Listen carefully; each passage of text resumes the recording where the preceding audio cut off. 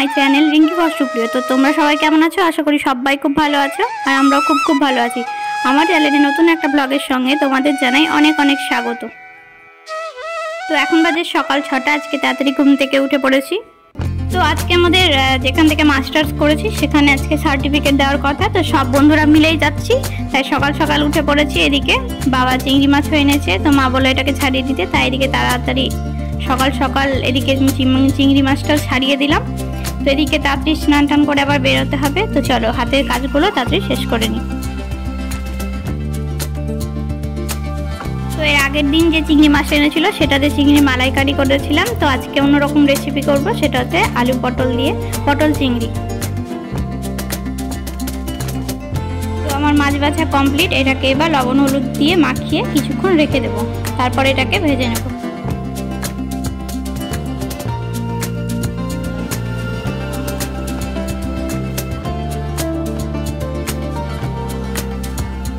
তো এইদিকে দেখতেই পাচ্ছ মাছটা এদিকে ভাজা হয়ে গেছে, তার পাশাপাশি আলু আর পটলটাও ভাজা হয়েছে। এবার তাড়াতাড়ি রান্নাটা করে নেব।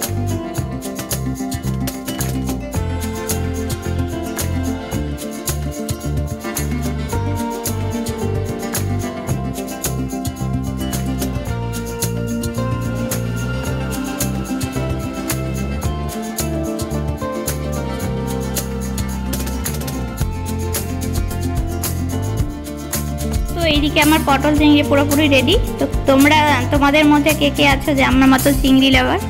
তো চিংড়ি খেতে আমার বরাবরই খুব ভালো লাগে, আর চিংড়ি মাছের যে কোনো রেসিপি আমার খুব ভালো লাগে। তো তোমাদের মধ্যে কে আছো যে চিংড়ি মাছ খেতে খুব ভালোবাসো?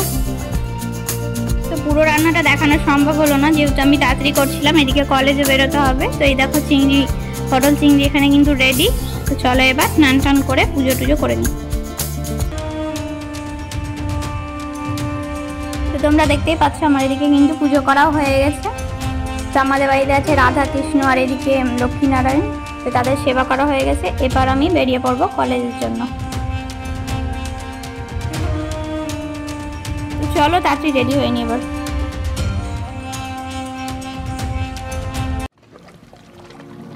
তোমরা দেখতে পাচ্ছ তো এদিকে আমি রেডি হয়ে বেরিয়েও পড়েছি।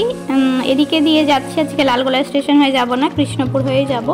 তো এদিকে গাড়িটা পেয়ে গেলাম, তো এদিকেই চেপে গেছি। তো চলো কৃষ্ণপুরে গিয়ে দেখা হচ্ছে।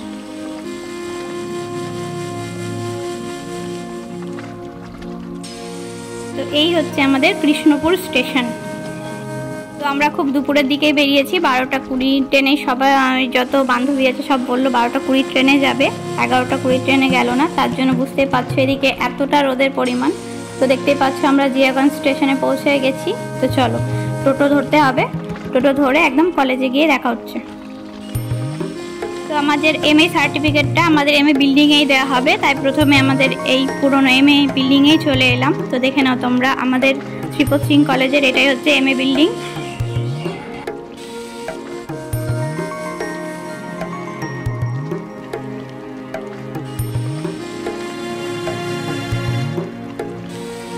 তো এই হচ্ছে আমাদের এমএ বাংলা ডিপার্টমেন্ট। কত পুরনো স্মৃতি এর মধ্যে জড়িয়ে আছে। তো আমাদের ছিল এদিকে বাংলা ভাষা তত্ত্ব, সেটা হচ্ছে ডান দিকে, আর সাহিত্য বিভাগ ছিল বাম দিকে। তো এই পুরনো স্মৃতি কতদিন পর দেখে কি সুন্দর, মনটার যেন শান্তি লাগছিল এসে কলেজ। কতদিন পর আসা হলো এই কলেজে। আর সামনে দেখতে পাচ্ছ এটা কলেজের মাঠ।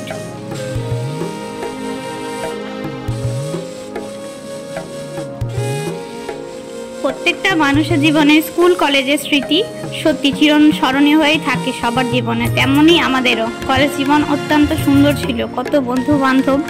তো এইদিকে কলেজ জীবন শেষ করার পর বুঝতে পারা যায় কতটা মিস করি তাদের। তো এইদিকে চলে এলাম শেষে অফিস বিল্ডিং। এটাই হচ্ছে শ্রীপদ সিং কলেজের মেন অফিস বিল্ডিং।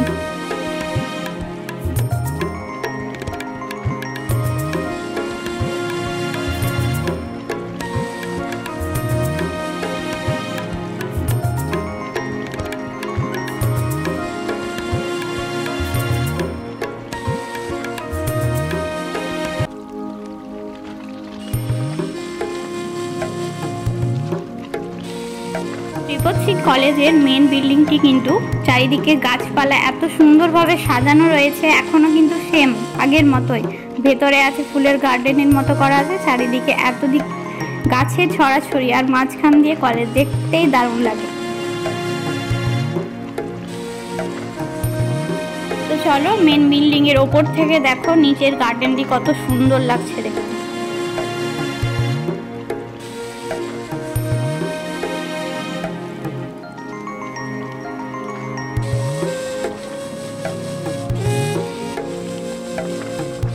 তো ডান দিকে যে ক্লাসরুমগুলো দেখতে পাচ্ছ এগুলো সেই শিব সিং কলেজেরই, সমস্ত কিছু এই দিকটাও ক্লাস হয়। ওই বিল্ডিংগুলো দেখতে পাচ্ছ সমস্ত কিছু ওগুলো কলেজেরই।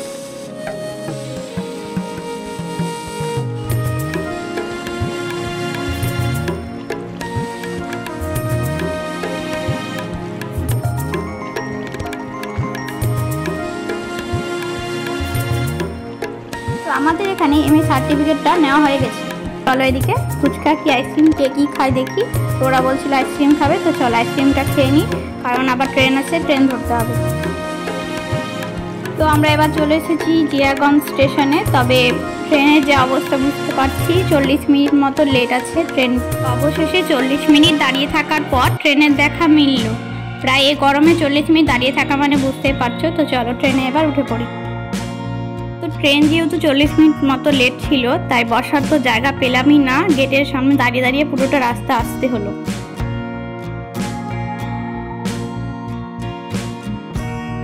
তো অবশেষে লালগোলা স্টেশন পৌঁছাতে পারলাম, এটা ভেবেও শান্তি লাগছে, কারণ এখন বিকেল প্রায় 4টে মতো পার হয়ে গেছে।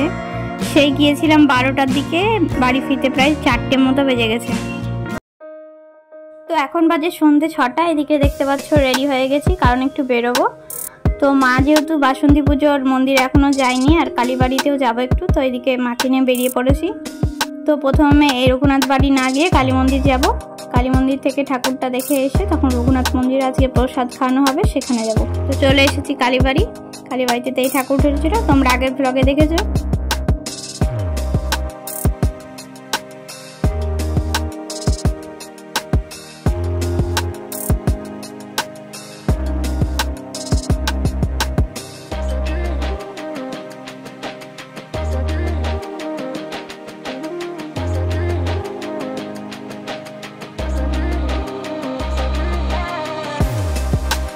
চলো এদিকে ঠাকুর দেখা হয়ে গেছে, এবার রঘুনাথ বাড়ি যাওয়া যাক।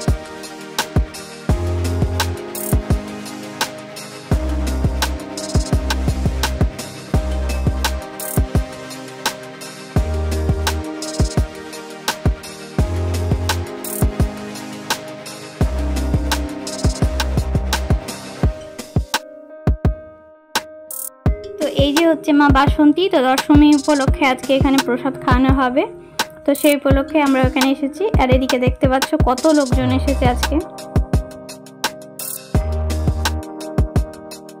চলো এবার যেখানে প্রসাদ বিতরণ হচ্ছে সেই জায়গাটা একবার দেখে নাও, কত পরিমাণে ভিড়, কত হাজার যে লোক হবে তার কোনো সীমা নেই।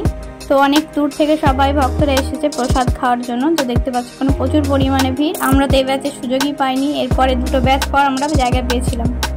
তো তোমাদের ভিডিওটা কেমন লাগলো অবশ্যই কমেন্টে জানিও। টাটা।